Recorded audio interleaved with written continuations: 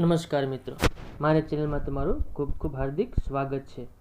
જો તમે પણ આવી રોટલી કૂણી બનાવવા માંગતા હો તો થઈ જાવ તૈયાર કે જે એકદમ માખણની જેવી એકદમ સોફ્ટ રોટી હશે।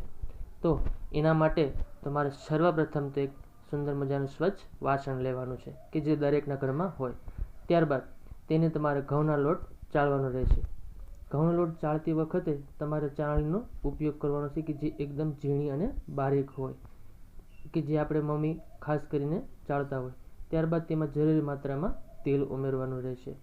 હા, તેલ ઉમેરતી વખતે તમારે બીજી કશું જ વસ્તુ એની અંદર એડ કરવાની નથી અને આ લોટમાં તમારે તેલને ભરપૂર માત્રામાં મિક્સ કરવાનું છે।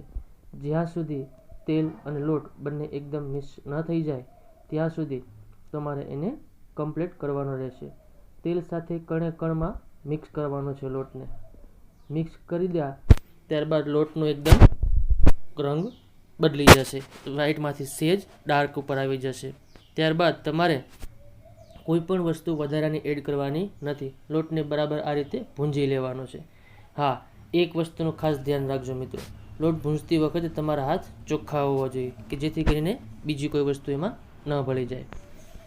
ત્યારબાદ તેની અંદર તમારે પાણી નાખવાનું નથી, ખાસ એની અંદર પાણી નાખવાનું નથી, દૂધનો ઉપયોગ કરવાનો છે આપણે ખાસ કરીને।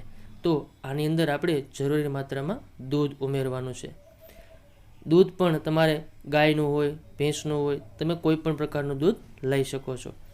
જો તમે પણ ગાયના દૂધમાં બાંધતા હો તો ગાયના દૂધમાં બાંધી શકો, ભેંસના દૂધમાં બાંધતા હોય તો ભેંસના દૂધમાં પણ બાંધી શકો કે જરૂરી માત્રામાં દૂધ ઉમેર્યા બાદ તમારે આ રીતના લોટને બાંધી લેવાનો છે। જો તમે પણ આ રીતના લોટ બાંધી અને જો લોટ કોરા જેવો લાગે તો કઠણ લાગે તો એમાં વધારે માત્રામાં થોડું દૂધ પાછળથી પણ ઉમેરી શકો છો। ત્યારબાદ તમારે આ લોટની નાની નાની રોટલીઓ બનાવી લેવાની છે। તો એ રોટલી તમે કમ્પ્લીટ થઈ જાય ત્યારબાદ એ તમારે નાસ્તો અથવા તો જમવા માટે તૈયાર હશે અને આ રોટલી એકદમ કૂણી, સોફ્ટ અને માખણ જેવી હશે।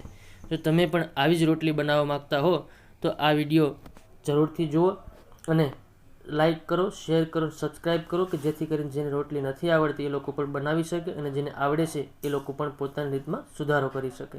તો મારી ચેનલમાં આવી જ રસપ્રદ માહિતીઓ આગળ પણ જણાવતો રહીશ કે જેની અંદર આપણે આવી અનોખી વાતોનો સમાવેશ કરશું। તો મારા બધા વાલા મિત્રોને જય હિન્દ, જય ભારત।